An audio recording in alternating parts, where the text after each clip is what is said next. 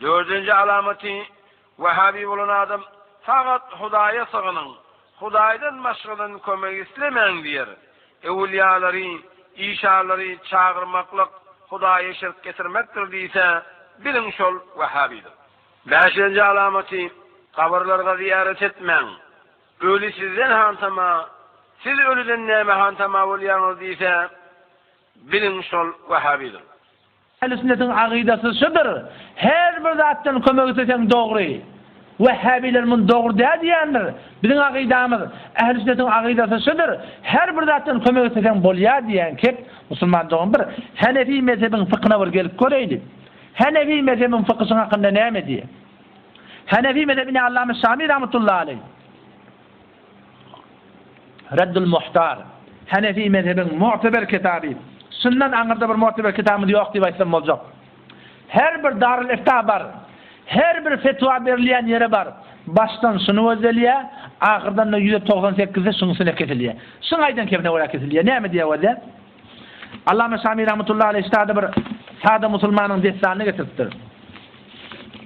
Bir sade adam, am adam geliye kabirstanın başına kabirleri sığın ya seyyidi falan ey ağam inredde gaybi men yitirenim ma şu yitiren taf berasan ev ufiye meridi ya meridimi şefa berasan ev kadayta haceti ya men hacetim bitirasan men sana şüpürüm nedir etdiyen gelip sen kabrin başında men koyun damak salacak ya sonra men başavrat nedir edecek nedirin hakkında avrak zeside men gurun berdim emma şu hakkında ki gelip barakayım sol yatan adamdan dilemeklik sığınmaklık Hanefi mezhebin fıkhına mı diye Allame Şami rahmetullahi aleyh minha ve de şey diye şuna deni işaber batıl zat haram zat diye ona mı diye ennel menzuru leh meyyitun şu nedir edilen ki ya falani men hadetim bitirsen men sana şubarım nedir ettiyen demeklik bila nedir edeni meyyit bolu öle nedir etti bu kadar doğru zat de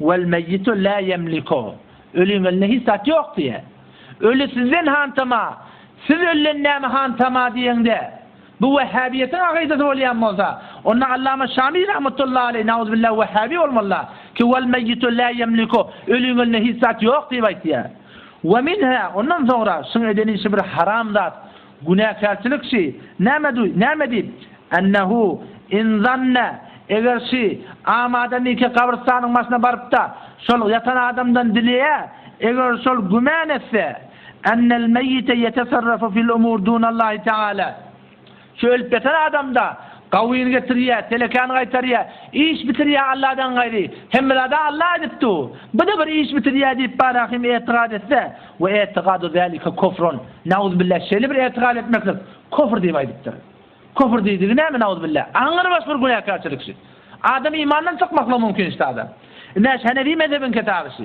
Allame Şami rahmetullahi aleyh onunla kabristana barıp da kabirden dilemeller dilenne şu Vehhabiyet bolyan olsa onunla Allame Şami de nauzubillah Vehhabi boluptur da anla Huday hakkasın ha yöne şey deyip ayıttı illa en kal ya Allah inni nedertu leke deyip ya Allah men sana nedir ettim men meridim şefa berasan ya men hamanı hacetim bitirasan ya Allah sana nedir ettim soğabı behvetine tanqi soğabı danışman tanqi soğabı Resulü Hudanqi soğabı halet nebiyin ki ha şıbır doğru da diyor emma barıp da barakım özüne nedir etmeklik ondan sonra şeyle barıp da barakım şondan sığınmaklık Müslüman doğunum şıbır katı bir yalnız bir fikir ki bizim aramızda şıpırım kalat fikirler var yine bir gurun başladı şu bir hut yormaklık var bizim aramızda ol Müslüman on yüreğinde Allah var ondan dilemedi on yüreği Allah Müslüman doğun şu Hanefi mezhebin fıkışı ne deyip bizim geçen ulamanın tevil etmektir. Meğer Allame Şami rahmetullahi aleyh kitabına ait diye bir Müslümanla 90'lık 100 tane galat fıkhi, galattat etse diye Müslüman. Allame Şami'nin öyle kepsi. Bir Müslüman 100 tane galat iş etse diye. O zaman şun 99'si şulardan dinden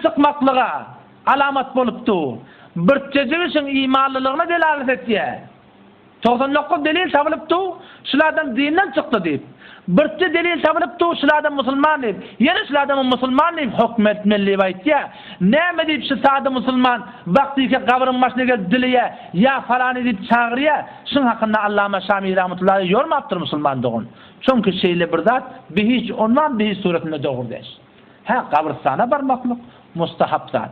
Döşenmeğin, penşenmeğin. Başka ullediğinde de ayıbı yok. Maktumu sahip näme diye? Maktumul bar, Guristana bar. Otur da fikreyle, gör men yerler yatır kum olup diye. Zenan oğlunsa gitmeli kabristana, zenan oğlunsa gitmek Müslümanı doğru değil. Gidecek badan bir şerayetleri koyup durulamalar. Keşun kun hiç kimsen rahat edinap. Zenan oğlunsa gitmekle kabristan doğru değil. İneleken bir kabristan yerler bar maktumulun açısına oraya fikretmeliyer. Oylanmalıyer ve deyişi doğasın men yati. Be men enem, be men atam, be men obaçim. Bir tane ölünen yigit, bir yan bir gıydı bolup ölli. Ol gıydı bolman ölli, bir namzet bolup ölli. Ha menni ölecek o ustak, gelecek o menni ustak. Kabrın aşağına girecek o menni. Oylanmalıyer. Emma sen görüyor bu hükümünün kabri sağlamı. Toycay bolugli. Karar cay bolugli. Mahalle fesat bolugli. Nahar pişirip duran hayti. Hayda hay çakçaklap gülüp beren hayti. Yine bir aylıp barahim kabrın daşından aylanıp beren hayti. Ha vakti keşilatlar aydılya. Keşanevi mezhepte doğurdu. Ha kabristana varmaklık bir mustahaptat, sogaptat. Deröçker ne bililya? Vehhabi bottur bula diye, naudullah. Yok musulman doğun. Hanefi mezhepte edilyen işler doğurdu.